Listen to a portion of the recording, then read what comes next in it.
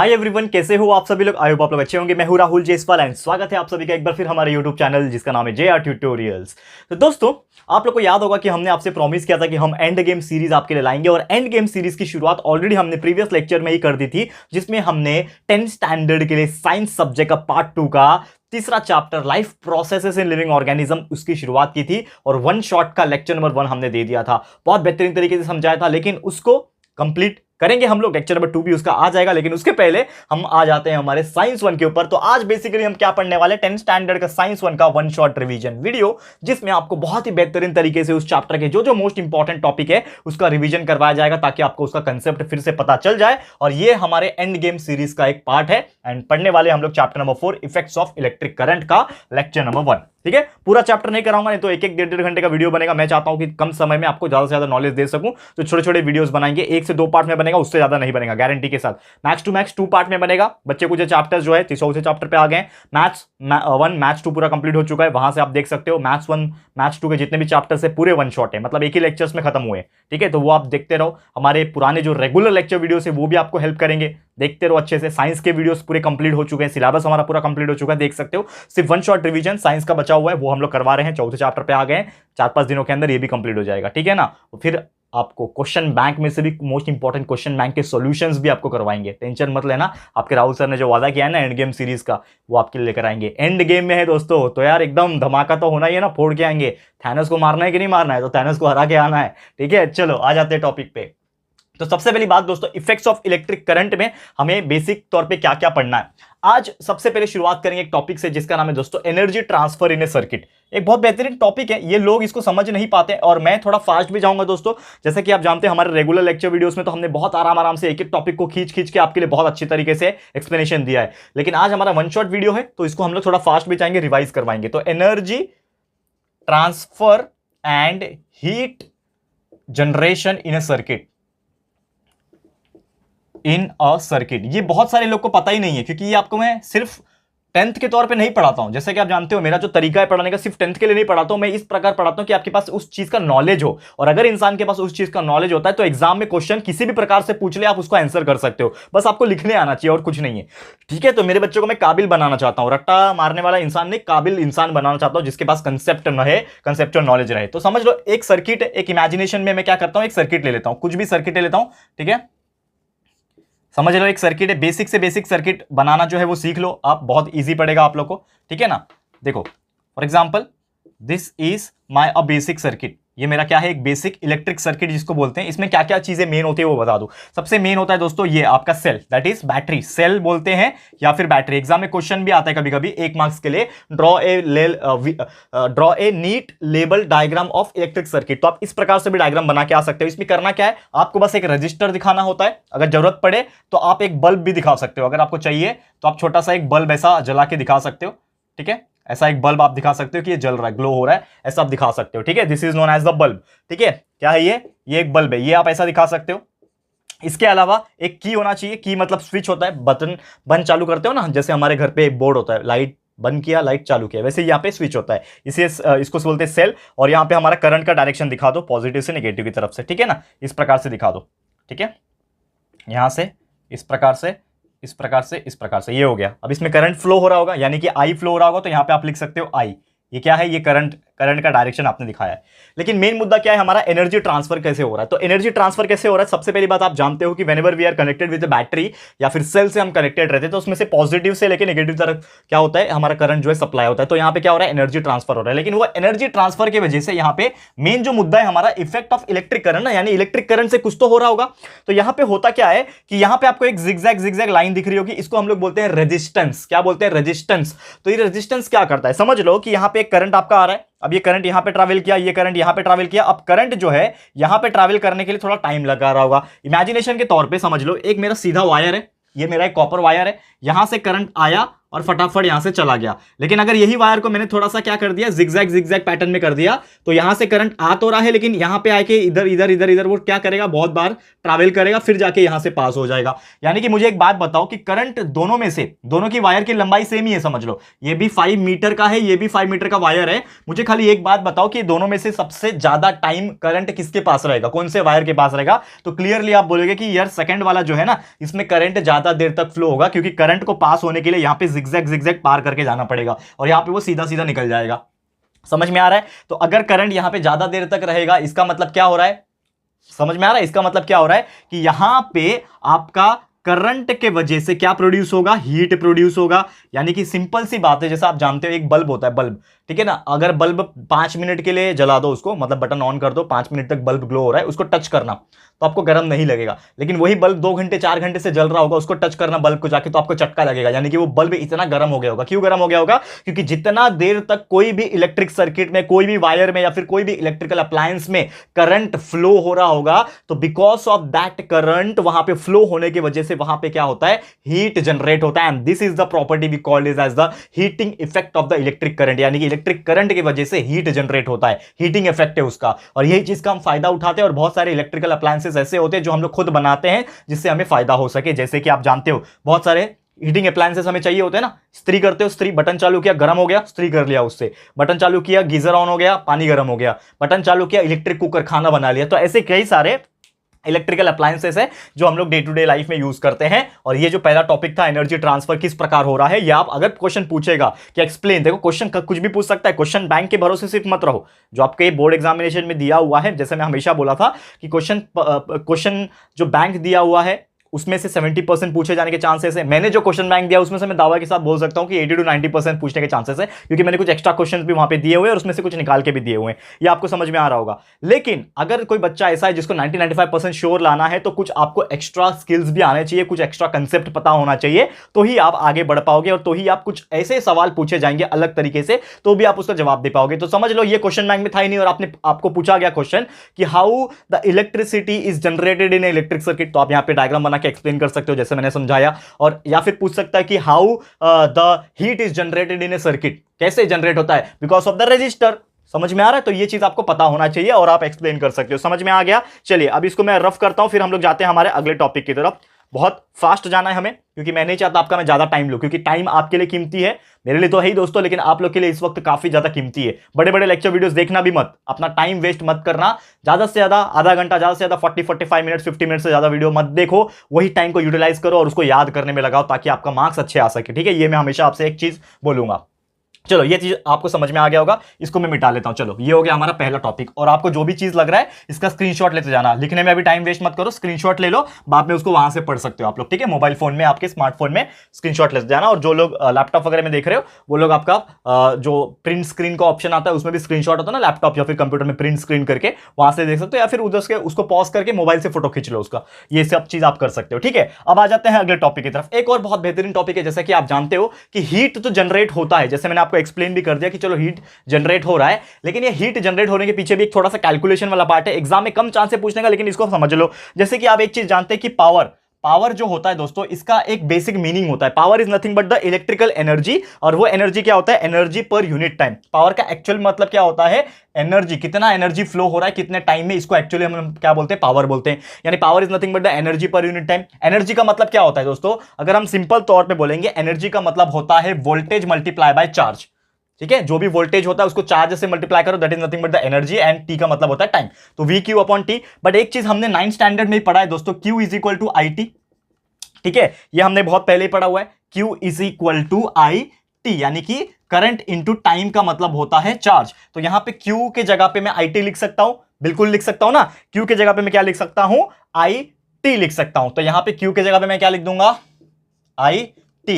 यहां से टी और यहां से टी कैंसिल हो जाएगा, तो क्या बचेगा, सिर्फ मेरे पास वी आई बचेगा। क्या बचेगा, सिर्फ वी आई, यानी कि इधर पे बच गया वी मल्टीप्लाई बाय आई, यानी करंट मल्टीप्लाई बाय वोल्टेज। ये आपको इतना समझ में आ गया बेसिक तौर पे। देखो मैं फास्ट भी जा रहा हूं, ठीक है ना, बाकी सब चीज आप जानते हो, ये सब चीज हमने ऑलरेडी हमारे रेगुलर लेक्चर वीडियोस में पढ़ाया है। जो बच्चा हमसे बहुत अच्छी तरीके से जुड़ा हुआ है, ठीक है ना दोस्तों। मैं आपको एक चीज बार बार बोलता हूं दोस्तों, कि मैंने कुछ कमेंट्स पढ़े, जो लोग मुझे बचपन से जानते हैं, बचपन से मतलब जब से मैंने चैनल शुरुआत किया, मेरे कहने का मतलब वो था, तो जो लोग मुझसे बहुत पहले से जुड़े हुए उनको पता है कि हमने आपके लिए कितना मेहनत किया है, ठीक है ना, दिनों रात एक कर दिया हमने, पूरा का पूरा साइंस आपके लिए पढ़ाया है, पूरा मैथ्स आपके लिए पढ़ाया है, पूरा एसएसटी आपके लिए पढ़ाया है, मतलब और क्या चाहिए आपको, इंग्लिश ग्रामर हमने पढ़ा दिया है, हर एक चीज हमने प्रोवाइड किया, क्वेश्चन बैंक प्रोवाइड किया है, इंपॉर्टेंट क्वेश्चंस प्रोवाइड किया है, evergreen topics of the writing skill provide किया है, कुछ इंपॉर्टेंट ट्रिप्स एंड टिक्स जो भी होते हैं जो आपको हेल्प करेंगे सॉल्यूशंस में, वो आपके लिए हमने बनाया। मतलब इतना ज्यादा मेहनत यार मुझे लगता नहीं कि कोई इंडिविजुअल पर्सन करता होगा। मैं अकेले के दम पे ये सब चीज कर रहा हूं। ये क्यों कर रहा हूं, क्या स्वार्थ है मेरा यार? मैं बस एक ही चीज चाहता हूं जो मैं हमेशा से बोलता हूं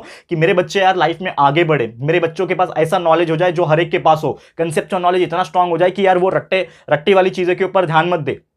बहुत सारे लोग रट्टा मार के 90% लाते हैं, 11th 12th में फिर फुस हो जाते हैं, अच्छे कॉलेज में भी नहीं पहुंच पाते हैं। तो वो नहीं करना है आपको। मैं आपको काबिल इंसान बनना चाहता हूं कि आप 10th से लेके 12th से लेके इंजीनियरिंग या फिर जो भी आप करते हो वो उसमें भी टॉप करो और उसमें भी हायर लेवल पे जाओ। That is my main goal दोस्तों। ये चीज समझो और ये चीज अपने आप में अंदर इंप्लीमेंट करो। क्या करना है, मेन गोल क्या है? लाइफ बहुत बड़ी है, हर एक के बोलते हैं ना एक एक फेज के बाद एक एक कठिनाइयां आएंगी आपके लाइफ में। सिर्फ यही आपका कठिनाई नहीं है, 10वीं के पास करने के बाद कई सारी कठिनाई आएगी। वो सब चीज के लिए मैं आपके लिए खड़ा हूं यहां पे, ठीक है। चलो थोड़ा फास्ट जाएंगे वापस से। तो power is equal to V I, ये आपको पता चल गया, ठीक है। नेक्स्ट स्टेप पे अगर बात करेंगे, हमें एक्चुअली क्या चाहिए, इफेक्ट्स ऑफ इलेक्ट्रिक करंट हम लोग पढ़ रहे हैं, तो यहां पे हमारा हीटिंग इफेक्ट भी आ जाता है। तो एक्चुअल में हीट का एक फॉर्मूला होता है, ये बहुत पहले से आप समझते होंगे कि हीट इज नथिंग बट, अगर मैं पावर को टाइम से मल्टीप्लाई कर दूं, समझ लो जैसे मैंने बोला कि पावर सप्लाई हो रहा है और कितने टाइम तक हो रहा है, तो उसका मतलब क्या है, हीट एनर्जी। तो heat energy is nothing but the power multiply by time. ये आपको समझ में आ रहा है। लेकिन यार पावर का तो मतलब हमें पता है ना, वी आई। तो ये पी के जगह पे मैं वी आई लिख सकता हूं क्या? बिल्कुल लिख सकता हूं, यानी वी आई, और ये टी तो पहले से ही है तो ये हो गया वी आई टी, यानी heat is equal to V I T. समझ में आ गया? हीट क्या हो गया, हीट का मतलब हो गया वी आई टी। लेकिन एक चीज और हम जानते हैं दोस्तों, हम एक चीज जानते हैं, V is equal to I R होता है according to the Ohm's law. Voltage is equal to current into resistance according to the Ohm's law, हमने 9th में पढ़ा था। यानी कि ये अगर V is equal to I R होता है तो हम एक चीज यहां पे क्या लिख सकते हैं दोस्तों, I is equal to V by R लिख सकते हैं।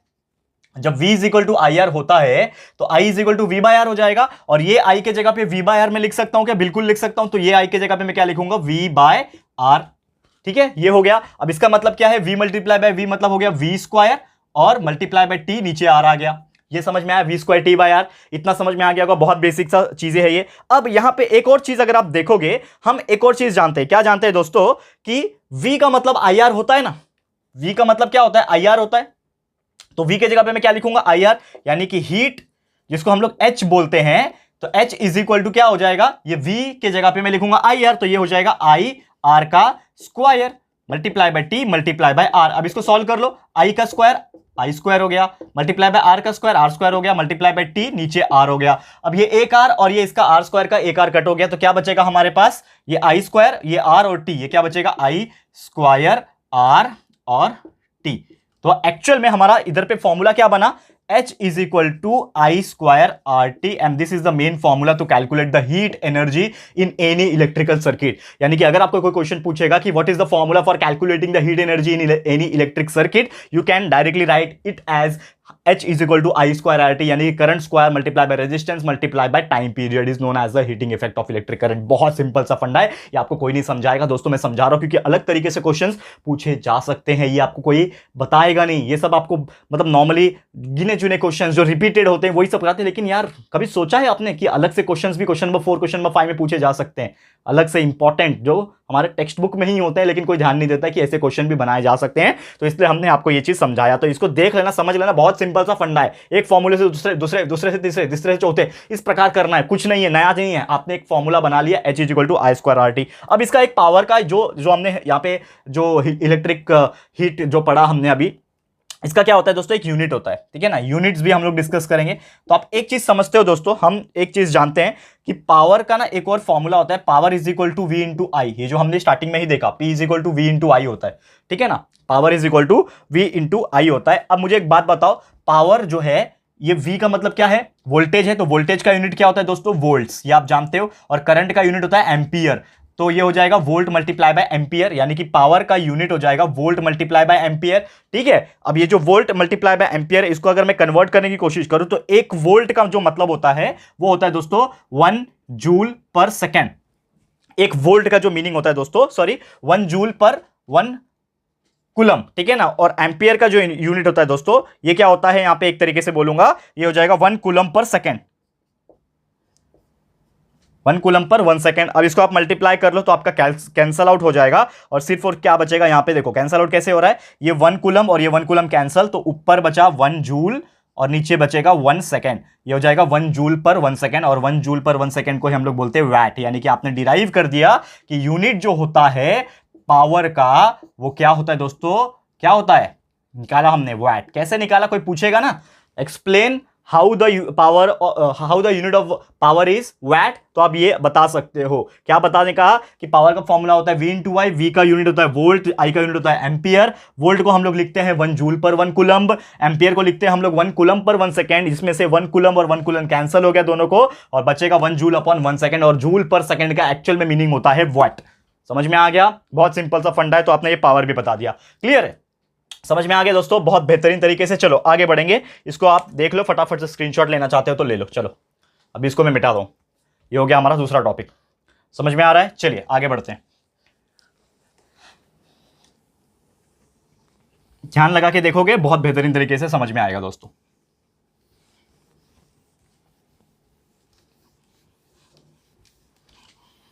चलो अब एक और चीज हमें समझना है दोस्तों, जो आप लोग को नहीं पता है, कि आपको कभी कभी एग्जाम में क्वेश्चन पूछता है heating effect of electric current को एक्सप्लेन करो, ठीक है ना। Explain heating effect of electric current. ये क्वेश्चन कभी देखा आपने, शॉर्ट नोट्स में पूछे जा सकते हैं, जो 3 मार्क्स के लिए क्वेश्चन पूछते हैं, 5 मार्क्स के लिए क्वेश्चन पूछते हैं, उसमें भी पूछे जा सकते हैं। तो explain the heating effect of electric current, तो जैसा मैंने स्टार्टिंग में आपको डायग्राम बनाया था, वो तो आपको बनाना ही है, लेकिन heating effect of electric current में आप एक चीज समझ लो कि हमें एक चीज पता है, बिकॉज ऑफ द रेजिस्टर, ठीक है ना, बिकॉज ऑफ द रेजिस्टर, जो इस प्रकार से होते हैं रेजिस्टर, जिसको हम लोग R से डिनोट करते हैं, इसके वजह से ही आपके करंट वहां पे सप्लाई ज्यादा टाइम तक होते हैं, and because of that heating effect generate होता है, ये आप बता सकते हो। और हीटिंग इफेक्ट के जनरेट होने के वजह से ये जो फंडा है, हीटिंग इफेक्ट जो फंडा है, ये हमें बहुत सारे अप्लायंसेस में यूज किए जाते हैं। तो ऐसे बहुत सारे अप्लायंसेस के आप नाम बता सकते हो, जैसे मैंने स्टार्टिंग में ही बोला कि बहुत सारे ऐसे इलेक्ट्रिक अप्लायंसेस है, जैसे इलेक्ट्रिक कुकर, ठीक है। इसके अलावा आपके जो आप ये करते हो, इस्त्री करते हो, क्या बोलते हो इसको, आयरन, इलेक्ट्रिक आयरन, ठीक है ना। ये आप अपने मन से भी लिख सकते हो, कोई परेशानी नहीं है। इलेक्ट्रिक आयरन, जैसे मैंने बोला, कंसेप्ट पता है तो एग्जांपल खुद बना लोगे, रट्टा नहीं मारना है। अगर भूल गए तो फिर क्या, कुछ याद ही नहीं आएगा, लेकिन कंसेप्ट पता है तो हर चीज याद आ जाएगा। Electric cooker, electric iron, bulb, ठीक है ना, ये सभी चीज एक्सेट्रा में लिख देता हूं यहाँ पे। There are so many other things also, ये सब चीज आपको समझना पड़ेगा। तो अप्लायंसेस में यूज होता है। अब आप थोड़ा सा इमेजिन करो यहाँ पे कि जो आपके इलेक्ट्रिक कुकर होते हैं, इलेक्ट्रिकल बॉयलर होते हैं, या फिर इलेक्ट्रिक आयरन हो गया, बल्ब हो गया, ये सब चीज में क्या होता है, ये प्रिंसिपल का इस्तेमाल होता है। यानी ये टॉपिक जो है heating effect of electric current, इसका इस्तेमाल होता है, जिसमें क्या होते हैं, सर्किट्स होते हैं अंदर। अंदर जो भी अप्लायंसेस होते हैं ना, उसमें सर्किट लगे होते हैं। जैसे आप अगर खोल के देखोगे, इसको खराब मत करना आपने, तो घर के अप्लायंस को लगे टेस्टर से और पकड़ से खोलने लग गए और पूरा खराब करके रख दिया, फिर मम्मी जाके झाड़ू से मारेगी। वैसा मत करना, खराब मत करना। लेकिन इनकेस अगर कभी खराब हो जाता है, वर्किंग में नहीं है, तो उसको आप बाद में खोल के देख सकते हो। आपको वहां पे एक बोर्ड दिखेगा जो इलेक्ट्रिक सर्किट होता है, जिसमें पूरा आपके एलॉइंग से वहां पे सोल्डरिंग किए होते हैं, सर्किट मिलेगा आपको। रजिस्टर भी देखने मिल जाएंगे, ऐसे अलग से रजिस्टर रहेंगे इस प्रकार से ना, ऐसे कलरफुल, बहुत छोटे होते हैं, इतने बड़े नहीं होते, ऐसे कलर कोड्स होते हैं उसमें।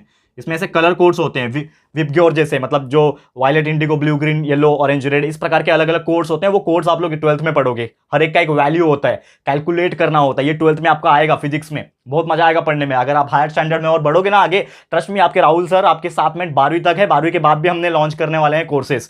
अब अलग बात है, जब भी आप ग्रेजुएशन में जाओगे, इंजीनियरिंग करोगे, राहुल सर खुद इंजीनियरिंग प्रोफेसर थे, एक कॉलेज में पढ़ाते थे, ठीक है, 2 साल 3 साल पहले की बात है ये। वो सब क्यों छोड़ा, आप लोग के लिए यहाँ पे छोड़ा है मैंने। लेकिन ट्रस्ट में, आप लोग जैसे जैसे ग्रो हो जाओगे, हम लोग भी बहुत सारी चीजें अपग्रेड कर रहे हैं हमारे चैनल पे, न्यू चैनल्स भी लॉन्च कर रहे हैं, सो दैट हम आपके लिए ना स्टार्टिंग से लेके छोटे से छोटे स्टैंडर्ड को पकड़ के यार बड़े से बड़े स्टैंडर्ड तक आपका साथ देंगे, ताकि यार हम आपको हर एक लेवल तक फ्री ऑफ कॉस्ट एजुकेशन देना चाहते हैं, ठीक है, ताकि वो पैसे जो आपके सेव होंगे ना, वो आप अपने फ्यूचर स्टडीज में और बड़े बड़े एग्जाम्स को क्रैक करने में लगा सकें। ठीक है दोस्तों, बस यही मेरा एक उद्देश्य है कि आप बड़े से बड़े पोजीशन में बैठो एक न दिन, और हमारे देश में इतने सारे ऑफिसर्स बने, इतने सारे अलग अलग पोस्ट पे बिजनेसमैन बने, एंटरप्रेन्योर्स बने, और कई सारे काबिल लोग बने, ताकि हमारा देश जल्द से जल्द आगे बढ़ पाए और हमारा देश जो है फ्यूचर में अमेरिका के लेवल पे आ पाए।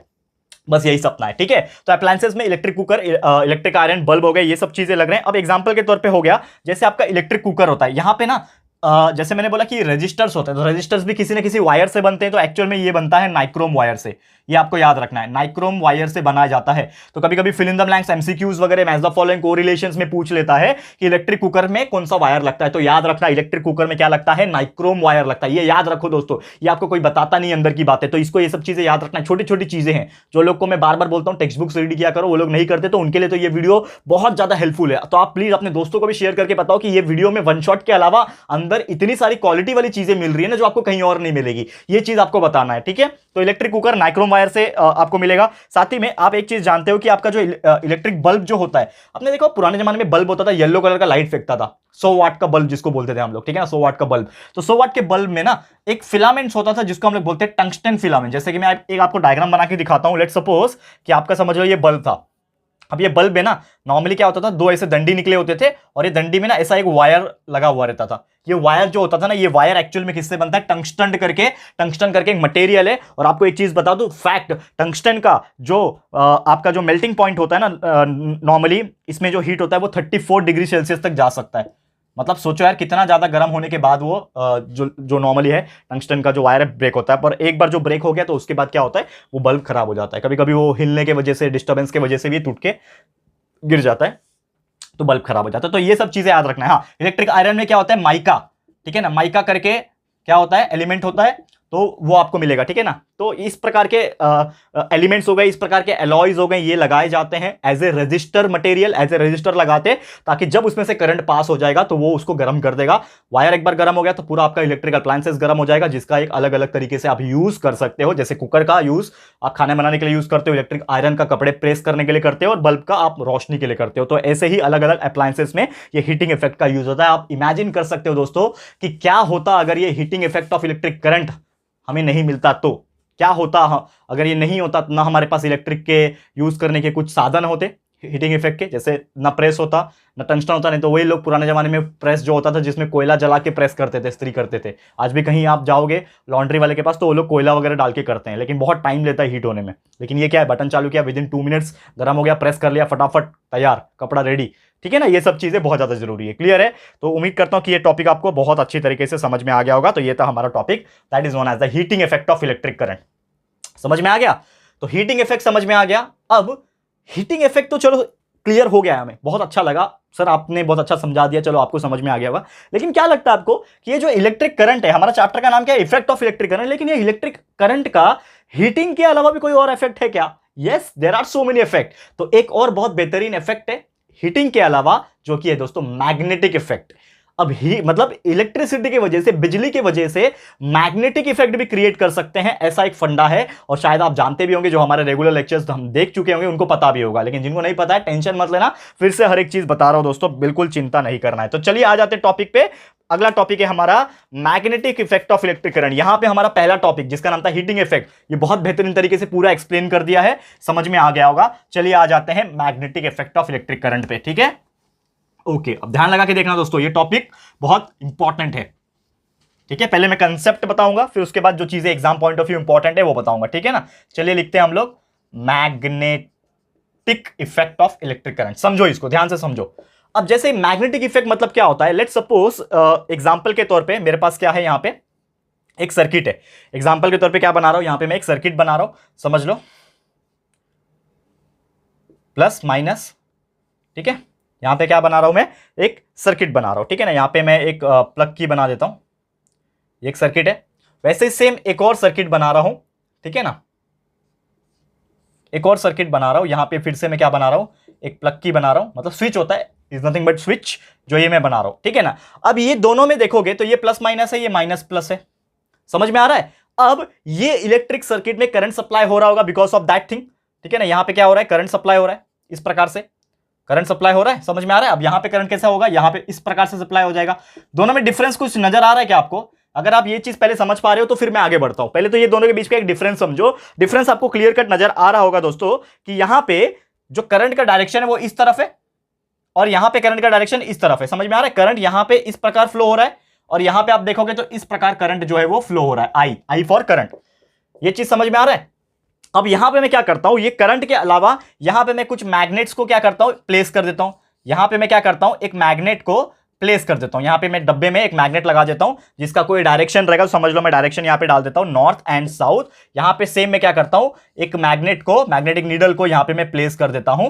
ठीक है ना, समझ में आ रहा है? यहां पे मैंने मैग्नेटिक नीडल को प्लेस कर दिया। अब यहां पे आप जब ऑब्जर्व करोगे, यहां पे जब आप ऑब्जर्व करोगे तो एक चीज आपको क्या समझ में आएगा पता है, कि whenever the current is flowing in a particular direction, and वो पर्टिकुलर डायरेक्शन के हिसाब से आपका ये जो मैग्नेटिक नीडल है वो फ्लक्चुएट करेगा। इसका मतलब क्या होता है, जैसे मैंने आपको स्टार्टिंग में एक चीज बताया कि जब भी हमारा जो वायर होता है जिसमें से करंट पास होता है, तो वो करंट पास होने की वजह से वहां पे हीटिंग इफेक्ट जनरेट होता है। सेम उसी प्रकार जब भी कोई करंट वायर में से पास होता है और अगर उसके आसपास मैग्नेट है, ठीक है, तो उसमें से एक मैग्नेटिक फील्ड प्रोड्यूस होता है। या फिर उसका उल्टा, अगर वायर है और उसमें से करंट फ्लो हो रहा है और उसके आसपास कोई भी एक कंडक्टर है, तो उसमें से मैग्नेटिक फील्ड प्रोड्यूस होता है और उसी को हम लोग इलेक्ट्रोमैग्नेटिज्म भी कहते हैं। बहुत सिंपल सा साधारण सा फंडा है। अब यहां पे क्या हो जाएगा, जैसे कि अगर आप देखोगे तो आपको एक चीज नजर आएगा कि यहां पे करंट का डायरेक्शन इस तरफ है, ठीक है ना, करंट का डायरेक्शन इस तरफ है।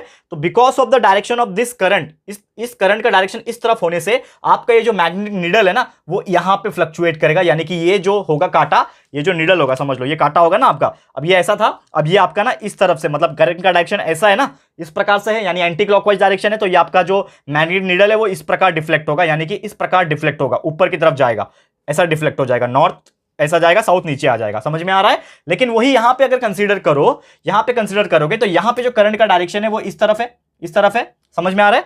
टोटल डायरेक्शन इस तरफ है, तो यहां पे एक्चुअल में क्या होगा कि जो आपका करंट का डायरेक्शन इधर था, दैट्स वाई जो मैग्नेटिक नीडल डिफ्लेक्ट जो होगा वो नीचे की तरफ होगा। यानी कि ये आप समझ लो ये कैसा जाएगा, ये ऐसा जाएगा, यानी कि ये अभी ऊपर उठ रहा है, ये आपका नीचे उठ रहा है। तो इससे एक चीज क्लियर क्या पता चला, ये एक्सपेरिमेंट से एक चीज आपको क्या समझा कि कहीं पे भी करंट जब पास होता है इलेक्ट्रिक सर्किट में, तो उसके डायरेक्शन के वजह से भी आपका जो मैग्नेटिक फील्ड है उसका डायरेक्शन चेंज हो सकता है। एंड ये बहुत कम लोग जानते थे।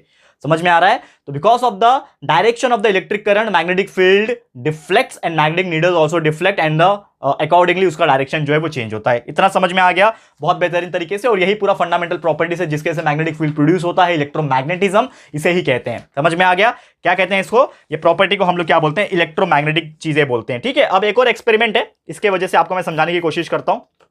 चलो ये चीज समझ में आ गया ना, चलो मिटा रहा हूं।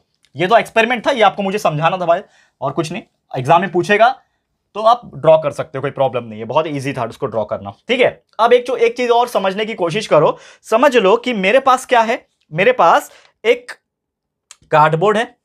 ठीक है, मेरे पास क्या है दोस्तों, ये एक कार्डबोर्ड है। ठीक है ना, अब ये कार्डबोर्ड में मैं क्या कर रहा हूं ना, एक वायर जो है ना वो इस प्रकार से ले रहा हूं, यहां से बीच में मैंने होल गिराया और यहां से वायर जो मैं है ले रहा हूं, और यहां से मैंने इसको ना एक सर्किट में कनेक्ट किया हुआ है। ये वायर को मैंने क्या किया है, एक सर्किट में यहां से होल डाल के, होल देखो समझ में आ रहा है, ये कार्डबोर्ड है आपका, एक पुट्ठे का टुकड़ा है। ठीक है ना, पुट्ठा एक कागज का टुकड़ा मोटा सा, उसमें से होल गिरा के मैंने अंदर से वायर निकाला हुआ है। एंड ये वायर जो है आपका कनेक्टेड है, समझ लो ये आपका की होगा, ये आपका कनेक्टेड है किसी एक पहले तो रेजिस्टर्स होगा उसमें, ठीक है ना, और यहाँ पे कोई आपका ये होगा बैटरी होगा, उससे कनेक्टेड है। ठीक है, ये चीज समझ में आ गया? ओके, अब ये बैटरी से कनेक्टेड है, समझ लो प्लस माइनस होगा, ये रजिस्टर आर होगा। ठीक है, और ये आपका की होगा, स्विच बोर्ड। ठीक है, अब होता क्या है, जैसे मैंने बोला कि whenever we are placing electric circuit जिसमें आपका करंट जो है वो फ्लो हो रहा है, तो जब भी क्या हो जाएगा कि एक मैग्नेटिक फील्ड जो है ना स्ट्रेट लाइन कंडक्टर के अकॉर्डिंगली प्रोड्यूस होगा। तो इसमें आपने सबसे पहले क्या रखा था, यहां पे कहीं पे ना, यहां पे आपने एक नीडल रखा हुआ था, एक मैग्नेटिक नीडल रखा हुआ था। तो जैसे यहां पे आप करंट का डायरेक्शन, करंट जब फ्लो करवाओगे तो करंट के फ्लो होने के वजह से, ठीक है, करंट के फ्लो होने के वजह से क्या होगा कि यहां पे जो मैग्नेटिक फील्ड था वो प्रोड्यूस हो जाएगा, जिसके वजह से जो मैग्नेटिक नीडल है वो डिफ्लेक्ट करेगा, यानी कि उसके ऊपर एक मैग्नेटिज्म महसूस होगा उसको। लेकिन जब आप वो करंट का जो फ्लो करने का डायरेक्शन है वो चेंज कर दो, या फिर जो करंट का जो वैल्यू है उसको चेंज कर दो, तो जितना ज्यादा स्ट्रॉन्ग करंट फ्लो होगा उतना ही ज्यादा स्ट्रॉन्ग क्या हो जाएगा, मैग्नेटिक फील्ड वहां पे प्रोड्यूस हो जाएगा। एंड बिकॉज ऑफ दैट यहां पे एक magnetic line of force create हो जाएगा। यहां पे क्या हो जाएगा, बड़ा बड़ा magnetic lines of force create हो जाएगा, जिसके वजह से क्या हो जाएगा कि मैग्नेटिक नीडल जो होगा वो और ज्यादा डिफ्लेक्ट होने की कोशिश करेगा। लेकिन जब मैं उस वैल्यू को, जो करंट जो सप्लाई हो रहा था इसमें, अगर वो वैल्यू को ही कम कर दूं, तो वैल्यू जब कम हो जाएगा तो यहां पे भी जो नीडल था वो क्या हो जाएगा, डिफ्लेक्ट नहीं होगा, क्योंकि यहां तक जो आपका मैग्नेटिक लाइन ऑफ फोर्स था वो पहुंच ही नहीं पाएगा। तो अगर पहुंच नहीं पाएगा तो मैग्नेटिज्म वहां तक नहीं आ पाएगा और उसकी वजह से मैग्नेटिक इफेक्ट क्रिएट नहीं हो पाएगा। इसका मतलब एक साधारण से एक्सप्लेनेशन में अगर मैं ये पूरा कंप्लीट करूं तो इससे आपको एक चीज अंदाजा क्या मिल गया कि जितना ज्यादा करंट उतना ज्यादा मैग्नेटिक फील्ड, मतलब जितना स्ट्रांग करंट पास करोगे उतना स्ट्रांग मैग्नेटिक फील्ड भी प्रोड्यूस होगा, जितना कम मैग्नेट पास करोगे उतना कम मैग्नेटिक फील्ड भी पास होगा। समझ में आ रहा है? क्लियर है? बहुत आसानी से फंडा है। इसमें आप आयरन फिलिंग्स लगा सकते हो, छोटे छोटे जो लोखंड के टुकड़े होते हैं ना, पीसेस, वहां पे लगा सकते हो। तो ये भी क्या बन जाएंगे, एक सर्कुलर पैटर्न में अरेंज हो जाएंगे, यानी एक कॉन्सेंट्रिक सर्कल वहां पे जनरेट हो जाएगा, जिसकी वजह से आपको ये पता चलेगा कि मैग्नेटिक लाइन ऑफ फोर्स जो है वो क्रिएट हो रहा है। और इसी चीज को जस्टिफाई करने के लिए हमारा एक मोस्ट इंपॉर्टेंट टॉपिक जो एग्जाम में पूछता है, जिसको हम लोग बोलते हैं राइट हैंड थंब रूल। क्या बोलता है दोस्तों? Right hand thumb rule. देखो ध्यान से, राइट हैंड थंब रूल ये एग्जाम में पूछता है, इसको अच्छे से देख लेना। तो राइट हैंड थंब रूल क्या बोलता है? देखो बहुत ज्यादा ध्यान से देखना कि समझ लो कि आपका एक करंट कैरिंग कंडक्टर है। कंडक्टर का मतलब क्या होता है? जिसमें से करंट पास हो सकता है। ये आपका क्या है? एक करंट कैरिंग कंडक्टर है। आपने इस करंट कैरिंग कंडक्टर को अपने हाथों में लिया, राइट हैंड के हाथ में, और इस प्रकार इसको फोल्ड कर लिया। दिख रहा है? मैंने इस प्रकार इसको फोल्ड कर लिया है, अच्छे से अपनी उंगली को इस प्रकार इससे फोल्ड कर लिया है, और मेरा थंब जो है ऊपर की तरफ है। तो सबसे पहली बात, according to the definition of the right hand thumb rule, हमें कोई एक करंट कैरिंग कंडक्टर को हमारे राइट हैंड से इस तरह से होल्ड करना है कि हमारा जो थंब होगा वो किसकी तरफ जा रहा है? ऊपर की तरफ जा रहा है, यानी कि अपवर्ड डायरेक्शन में हमारा जो थंब जा रहा है वो हमें बताएगा किसका direction? Direction of the electric current. ये हमें बताएगा direction of the electric current. क्या बताएगा? Direction of electric current. समझो इसको ध्यान से। जैसे मैंने बोला कि मेरे पास क्या था? एक करंट था, सॉरी, करंट कैरिंग कंडक्टर था। यहां पे मैंने इसको होल्ड किया। तो अब मुझे कोई पूछेगा कि बताओ कि ये कंडक्टर में करंट कैसा फ्लो हो रहा है, तो आप क्या बोलोगे? इस प्रकार से फ्लो हो रहा है। यानी कि समझ लो ये आपका करंट कैरिंग कंडक्टर था, तो इसमें करंट फ्लो हो रहा होगा इस डायरेक्शन में, ऊपर की तरफ। समझ में आ रहा है? तो यही चीज हमें जस्टिफाई करना है कि हमारा जो करंट कैरिंग कंडक्टर है उसका जो थंब है वो थंब बताएगा कि that is the upward direction is going up, that is the electrical direction, electric current का डायरेक्शन है। और वही जो हमारा फिंगर जो कर्ल हुआ है ना, ये जो फिंगर आप देख पा रहे हो, ये जो फिंगर आपका ये घूम रहा है ना, ये जो राइट हैंड है आपका, ये इसको पकड़ा और ये कर्ल हो गया। कर्ल हो गया मतलब गोल घूम गया। तो ये जो गोल घूम गया direction, it is giving the direction of the magnetic field. क्या बताता है वो? फिंगर्स कर्ल जो हो रहे हैं, फिंगर कर्ल जो हो रहा है, ये क्या बता रहा है? Direction of magnetic field, direction of magnetic field. बस इतना याद रख लोगे ना कि थंब आपका इलेक्ट्रिक करंट का डायरेक्शन बताता है, और फिंगर जो कर्ल हुआ है ना, कर्ल्ड फिंगर, घुमा हुआ फिंगर जो है, ये मैग्नेटिक फील्ड का डायरेक्शन दिखाता है। सिर्फ इतना भी लिख के आ जाओगे, आपका राइट हैंड थंब रूल का मार्क्स आपको मिल जाएगा। क्लियर है? डायग्राम बनाना पड़ेगा आपको, जैसा आपको टेक्स्ट बुक में दिख रहा होगा। ऐसा एक हाथ बना लेना और उसमें करंट दिखा देना। समझ लो ये आपका हाथ है, ये आपका थंब है, दिख रहा है थंब जैसा, और यहां पे आपने एक कंडक्टर पकड़ा हुआ है, इस प्रकार से ऐसा एक दिखा देना। ठीक है ना? मेरा हाथ बरोबर दिख रहा नहीं है वैसे, इस प्रकार से पकड़ के दिखा देना। आप डायग्राम अच्छा बनाते होंगे तो बहुत अच्छा मार्क्स मिलेगा, टेंशन मत लेना, डायग्राम बना दोगे तो हो जाएगा। ठीक है? समझ में आ रहा है? तो ये था हमारा टॉपिक जिसका नाम था राइट हैंड थंब रूल। बहुत बेहतरीन तरीके से समझ में आ गया होगा, इसको देख लो। और ये टॉपिक मोस्ट इंपॉर्टेंट है, इसको अच्छे से कर लेना, हमारे क्वेश्चन बैंक में भी हमने दिया हुआ है। ठीक है? चलो नेक्स्ट टॉपिक पे आ जाते हैं। ओके, चलिए देखते हैं नेक्स्ट टॉपिक क्या है यहाँ पे, और जल्द से जल्द ये लेक्चर को भी समाप्त करेंगे क्योंकि हम ज्यादा टाइम आपका नहीं लेना चाहते। अब मैं इसको रफ कर रहा हूँ, that is known as the magnetic effect of electric current, जिसमें हमने राइट हैंड थंब रूल को भी एक्सप्लेन कर दिया क्या होता है। ठीक है? चलो मिटा रहा हूं इसको।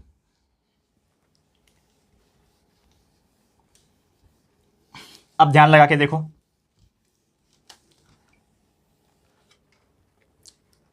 First of all effect of electric current जो हमने पढ़ा उसमें हीटिंग इफेक्ट पढ़ लिया, अब मैग्नेटिक इफेक्ट भी पढ़ लिया। अब मैग्नेटिक इफेक्ट के अंदर एक और इंपॉर्टेंट चीज है जो बहुत कम लोग जानते हैं कि मैग्नेटिक फील्ड जब प्रोड्यूस होता है, ठीक है ना, करंट के एक सर्कुलर लूप में जो है वो क्रिएट होता है। ठीक है? तो हमारा एक हेडिंग है यहाँ पे, एक टॉपिक है, that is magnetic field produce by current. Magnetic field produced by current, magnetic field produced by current through a circular loop of a conducting wire, through a circular loop of conducting wire। अब इसका मतलब क्या होता है, एक diagram से आपको बहुत बेहतरीन तरीके से समझाने की कोशिश कर रहा हूं दोस्तों, ध्यान लगा के देख लेना। ठीक है? इसको थोड़ा ध्यान से देखो, अच्छे से देखो। क्या बोला मैंने बहुत अच्छी तरीके से? मैग्नेटिक फील्ड प्रोड्यूस हो रहा है, ठीक है, थ्रू अ सर्कुलर लूप। मतलब इससे एक चीज अंदाजा क्या मिला कि whenever there is a conducting wire, तो मैग्नेटिक फील्ड जो प्रोड्यूस होगा वो एक सर्कुलर पैटर्न में, एक सर्कुलर लूप में क्रिएट होगा, जो हमने ऑलरेडी देख लिया, कॉन्सेंट्रिक सर्कल। सेम यहां पे क्रिएट होगा। एक डायग्राम से आपको एक्सप्लेन करने की कोशिश करता हूं। Let's suppose this is a cardboard type, ठीक है ना, एक पीस है, यहां पे समझ लो। अब यहां पे क्या हो रहा है कि यहां से मैं इसको कनेक्ट कर रहा हूं एक इलेक्ट्रिक सर्किट से, ठीक है ना। एक इसको मैं क्या कर रहा हूं, एक इलेक्ट्रिक सर्किट से मैं इसको कनेक्ट कर लेता हूं, ठीक है। चलो फटाफट से, for example this is my electric circuit, जिसमें आपके कुछ रजिस्टर रहेंगे, ठीक है ना। यहाँ पे आपका बैटरी रहेगा, ठीक है ना, बैटरी आप लगा दो, स्विच रहेगा, ठीक है ना। यहाँ पे आपने कनेक्ट कर दिया, ठीक है। अब लिखने की जरूरत नहीं, ये तो आपको समझ में आ गया कि ये क्या है, ये क्या है, ये क्या है, ये तो लिखने की जरूरत नहीं है, इतना तो आपको समझ में आ ही गया होगा। अब यहाँ पे मैंने इसको कनेक्ट कर दिया है, ठीक है ना। अब कनेक्ट करने के लिए यहाँ पे उसके बाद अगर आप देखोगे तो यहाँ पे क्या हो जाएगा कि एक पॉइंट पे ना कॉन्सेंट्रिक सर्कल्स जो है ना वो क्रिएट होने लगेंगे। यानी कि इस प्रकार से आपको देखने मिलेंगे, बहुत सारे क्या मिलेंगे आपको, एक कॉन्सेंट्रिक सर्कल्स जो है वो क्रिएट होने दिख जाएंगे, ठीक है। और यहां पे आपका एक direction that is north and south का डायरेक्शन मैं आपको यहां पे दिखा देता हूं। एंड फिर से यहां पे भी क्या हो जाएगा, इस प्रकार से कॉन्सेंट्रिक सर्कल्स जो है आपको वो देखने मिल जाएंगे। तो इससे क्या पता चल रहा है, एक पॉइंट में P ले लेता हूं, दिस पॉइंट में Q ले लेता हूं, इससे क्या पता चल रहा है। तो जैसे कि हमारा टॉपिक क्या बोलता है कि मैग्नेटिक फील्ड प्रोड्यूस हो रहा है करंट के अकॉर्डिंग, तो जैसे मैंने बोला कि हमने एक इलेक्ट्रिक सर्किट जोड़ा हुआ है और उसमें से करंट पास हो रहा है, ठीक है। अब वो करंट पास हो रहा है, समझ लो लूप से, ठीक है। देखो ध्यान से, this is a loop, current pass हो रहा है। अब होता क्या है बेसिकली कि जब भी कोई कंडक्टर के अकॉर्डिंगली करंट फ्लो हो रहा है तो उसमें जो magnetic line of force produce होगा या फिर जो मैग्नेटिक फील्ड प्रोड्यूस होगा वो एक सर्कुलर लूप में प्रोड्यूस होगा। ये समझ लो, कभी भी कैसे प्रोड्यूस हो रहा है वो सर्कुलर लूप में, जैसा कि आपको ये दिख पा रहा होगा। एंड जैसे जैसे हम सेंटर से दूर जाएंगे, जैसे जैसे सेंटर से दूर जाएंगे वो जो सर्कल होगा वो और बड़ा होते जाएगा। क्यों बड़ा होते जाएगा, क्लियर कट रीजन है कि whenever we are going from the centre point, जो उसका मेन मुख्य केंद्र बिंदु है, वहां से हम दूर जाएंगे तो वैसे वैसे जो मैग्नेटिक लाइन ऑफ फोर्स रहेगा वो क्या हो जाएगा, बड़ा होते जाएगा। और उसका जो सर्कल्स होंगे वो कॉन्सेंट्रिक सर्कल क्या होते जाएंगे, बड़े होते जाएंगे। मतलब इससे एक और चीज हमें क्या पता चल रहा है दोस्तों, यहां पर क्लियर कट में बताने की कोशिश करूंगा कि मैग्नेटिक फील्ड का जो इंटेंसिटी होगा, मैग्नेटिक फील्ड का एक इंटेंसिटी होगा, क्योंकि हर एक का एक इंटेंसिटी होता है। तो मैग्नेटिक फील्ड का जो इंटेंसिटी है, एक कोई भी पॉइंट पे अगर मैं बात करूं तो वो करंट के ऊपर डिपेंड करता है, और कितना अमाउंट ऑफ करंट उसमें से फ्लो हो रहा है उसके ऊपर भी डिपेंड करता है। क्लियर है,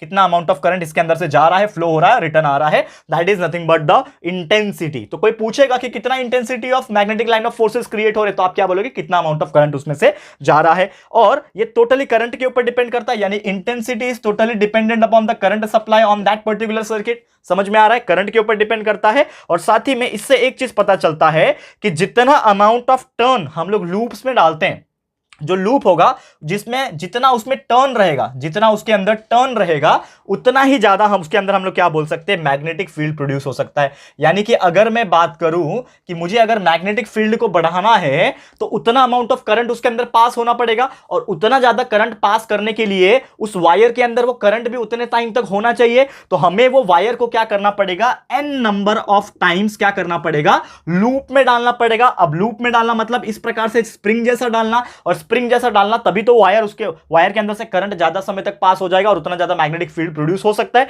इसका मतलब हमें अगर n number of magnetic field चाहिए तो हमें n टाइम्स वो वायर को भी क्या करना पड़ेगा, लूप में डालना पड़ेगा। और यही सब चीजें हैं दोस्तों, n नंबर ऑफ टर्न्स करना पड़ेगा लूप में, मतलब n नंबर ऑफ टर्न होना चाहिए उसके अंदर, तभी ये चीज होगा। और ये चीज हमें सेटिस्फाई करवाता है एक और एक्सपेरिमेंट जिसको हम लोग बोलते हैं सोलेनॉइड। अब ये सोलेनॉइड क्या होता है, ये आपको समझा, ये आपको समझा। अब इसी से रिलेटेड है हमारा सोलेनॉइड, क्योंकि अगर आपको ये चीज समझ में आ रहा होगा कि क्यों हमें n number of times turn करना पड़ेगा उस वायर को, ताकि हम ज्यादा से ज्यादा मैग्नेटिक फील्ड यानी n नंबर ऑफ टाइम्स जो है मैग्नेटिक फील्ड को प्रोड्यूस कर सकें, तो उसके लिए हमें कुछ वायर लेके और उसको मल्टीपल टाइम टर्न करना पड़ेगा। तो मल्टीपल टाइम टर्न करना यानी कि एक स्प्रिंग जैसा चीज हो जाएगा, और उसी चीज को हम लोग बोलते हैं सोलेनॉइड। तो ये सोलेनॉइड है क्या, उसका क्या कंसेप्ट है, आज का आखिरी टॉपिक, इसको देख लो फिर आज का लेक्चर स्टॉप करेंगे। बहुत मजेदार टॉपिक है और solenoid is one of the most important topic from this chapter. पूछे जा सकते हैं, डेफिनेशन पूछेगा, डायग्राम पूछेगा, कुछ भी पूछेगा, लेकिन सोलेनॉइड के ऊपर पूछता है। ठीक है, चलो इसको मैं करा देता हूं, फिर हम लोग इसको स्टॉप करेंगे। चलो ये हो गया, इसको मैं रफ कर रहा हूं दोस्तों, हो गया, ये समझ में आ गया, इसको मैं रफ कर रहा हूं। अब आपको मैं कराने जा रहा हूं दोस्तों, magnetic field due to a current in solenoid. तो सोलेनॉइड में कैसे होता है, क्या होता है, ये आपको समझ में आ जाएगा।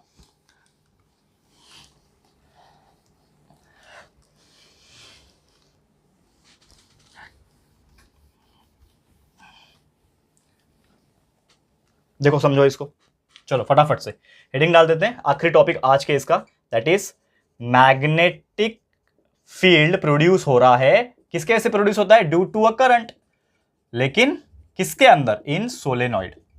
तो सोलेनॉइड के अंदर कैसा होगा ये देखो थोड़ा ध्यान से, ये डायग्राम भी बहुत इंपॉर्टेंट है, इसको प्रैक्टिस कर लेना। तो सबसे पहले मुझे डायग्राम बनाने दो। लेट्स सपोज जैसे मैंने बोला यहां पे इसके पहले वाले टॉपिक में कि हमें वो वायर को क्या करना पड़ेगा, मल्टीपल टाइम्स टर्न करना पड़ेगा, एन नंबर ऑफ टाइम्स हम क्या कर रहे हैं, उस वायर को टर्न कर रहे हैं। तो हमने क्या कर दिया, यहां पे टर्न कर दिया। अब टर्न करने के बाद हम क्या करेंगे, उसको एक सर्किट से कनेक्ट करेंगे, करेक्ट है, उसको एक सर्किट से हम लोग क्या करेंगे, उस वायर को हम लोग कनेक्ट करेंगे। तो चलो मैंने कनेक्ट भी कर दिया उसको, समझ में आ रहा है मैं क्या बताने की कोशिश कर रहा हूं, मैंने कनेक्ट कर दिया। अब कनेक्ट होने के बाद यहां पे क्या हो जाएगा, इसी के अंदर से आपका जो मैग्नेटिक लाइंस ऑफ फोर्स है वो क्रिएट हो जाएंगे। तो किस प्रकार से क्रिएट हो जाएंगे, यहां पे समझ लो आपके मैग्नेटिक लाइंस ऑफ फोर्स जो है वो क्रिएट हो रहे होंगे, ठीक है। अब यहां पे उसी प्रकार उसके नीचे से भी आपके क्रिएट हो जाएंगे, ठीक है ना। ध्यान लगा के देखो दोस्तों,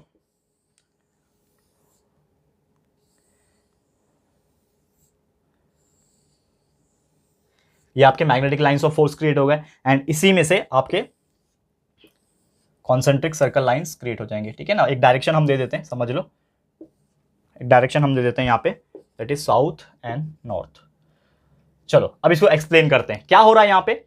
मेन क्या था आपका, दूसरा मार्कर लेता हूं, मेन क्या था, कहां गया, हाँ मेन क्या था आपका, सोलेनॉइड। तो सोलेनॉइड एक्चुअली क्या है, मेन यहां पे सोलेनॉइड जो मैं आपको बता रहा हूं, सोलेनॉइड क्या है कि व्हेन ए कॉपर वायर, ये दिख रहा है आपको, ये जो मैं आपस से आपको डार्क करके दिखा रहा हूं, when A copper wire it's turn multiple time, यानी एन नंबर ऑफ टाइम उसको मैं टर्न कर रहा हूं कि वो एक स्प्रिंग जैसा दिखने लग रहा है, ठीक है। यानी कि मैं एक कॉपर वायर को इस प्रकार टर्न कर रहा हूं कि वो एक स्प्रिंग के जैसा दिखने लग रहा है और वो चेन के लूप जैसा आ गया है, तो उसी चीज को मैं क्या बोलूंगा, सोलेनॉइड बोलूंगा। इतना तो समझ में आ गया। और क्यों हमें करना था, ताकि हम मैग्नेटिक फील्ड के इंटेंसिटी को बढ़ा सके, क्योंकि अभी अभी हमने पढ़ा इसके पहले के टॉपिक में, if you want to increase the intensity of the magnetic field we have to turn the wire into n number of time so that n number of multiple magnetic field हमें जो है वो मिलेगा। तो हमने वही किया। तो जैसे ही हमने इलेक्ट्रिक करंट पास किया ये सोलेनॉइड में से, कैसे पास हो जाएगा, ये आपका plus minus, that is nothing but the battery एक आपने लगाया हुआ है, सेल लगाया हुआ है। तो जैसे ही इस सर्किट के अंदर ये जो वायर्स है इसके अंदर से आपका जो करंट है वो पास होने लगेगा, तो मैग्नेटिक लाइंस ऑफ फोर्स जो हो जाएंगे, प्रोड्यूस हो जाएंगे, जो हमने इस प्रकार दिखाया हुआ है ऊपर नीचे। ये सब क्या है, ये सब है magnetic lines of force, magnetic lines of force. ये क्या है, मैग्नेटिक लाइंस है, मैग्नेटिक लाइंस ऑफ फोर्स है, ये प्रोड्यूस हो रहे हैं, ठीक है ना। अब ये मैग्नेटिक लाइंस ऑफ फोर्स जो प्रोड्यूस हुए हैं नॉर्मल तौर पे, ये हमें क्या बताता है कि ये हमें बार मैग्नेट के बारे में भी बताता है कि बार मैग्नेट में किस प्रकार से आपका नॉर्थ एंड साउथ डायरेक्शन में आपका जो करंट है वो फ्लो होता है। और ये सेम प्रॉपर्टीज जो होती है दोस्तों मैग्नेटिक फील्ड की, सोलेनॉइड की, जो कि बहुत ज्यादा सिमिलर है मैग्नेटिक फील्ड जो बार मैग्नेट में होता है। और जैसे ही एक जो है ना ओपन एंड है ना यहां पे सोलेनॉइड का, ये एक मैग्नेटिक नॉर्थ पोल के जैसा काम करता है और दूसरा जो है मैग्नेटिक साउथ पोल जैसा काम करता है, ठीक है।